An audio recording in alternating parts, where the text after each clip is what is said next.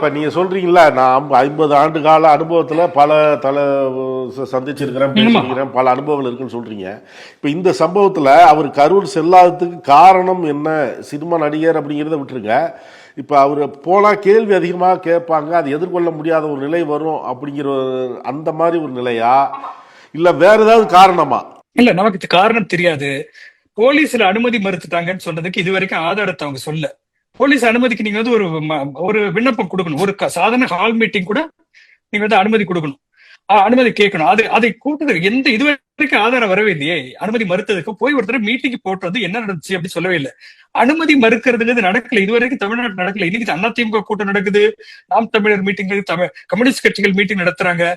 அப்போ இவர் போகாம இருந்ததுக்கு வந்து இவங்க முன்னாடி ஒரு பிம்பத்தை வந்து மறுபடியும் அது ஒரு ஊடகத்தை வச்சுட்டு ஒரு விஷயம் பண்றாங்க. அங்க மக்கள்லாம் வந்து இன்னும் வந்து அதாவது இன்னும் வந்து விஜய் மேல் கோபம் இல்லை அப்படின்னு பெரிய பெரிய ஊடகவியலாளர், ஊடக புலிகள்லாம் என்ன சொன்னாங்கன்னா, திமுகவுக்கு எதிராக தான் போயிருச்சு. இதுக்கெல்லாம் என்ன ஆதாரம்? நீங்க ஒருத்தர் வந்து சொல்றாரு, 50 பேர்ட்ட நான் பேசினேன் போன்ல, 50 பேர்ட்ட பேசி 99% மக்கள் வந்து இப்படி ஃபீல் பண்றாங்க அப்படிங்கிறாரு. இது ஒரு ஊடகத்தை சேர்ந்து வருது. இது என்ன கணக்குன்னு தெரியல. அப்போ நயனா நாகேந்திரன் சொல்வதற்கு இது தமிழ்நாட்டுல என்ன நடந்துருச்சு, இதுக்கு முன்னாடி நடந்த சம்பவம் வந்து பாதுகாப்பு இல்ல சம்பவம், அதுக்கான ஆதாரங்கள் நீங்க கொடுக்கணும். பாதுகாப்பு இல்லை என்பதற்கான ஆதாரங்கள் எதுவுமே இல்லை. அந்த இடத்துல நடந்தது எல்லாருக்குமே தெரியும். நீங்க நீங்க போலீஸ நீங்க வந்து குறை சொல்றீங்கல்ல, திரும்ப திரும்ப நம்ம சொல்ற ஒரு விஷயம் தான்.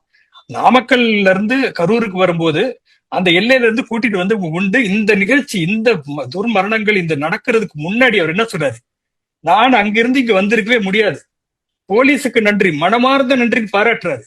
எப்படி 10 நிமிஷத்துல போலீஸ் உங்களுக்கு எதிராக மாறிச்சு? அவரை பத்திரமா அப்ப ஏதோ ஒரு சதி நடந்திருந்தா அவர் போற வழியிலேயே வந்து போலீஸ் ஏதோ ஒரு அசம்பாவிதம் நடந்திருக்கலாம்ல.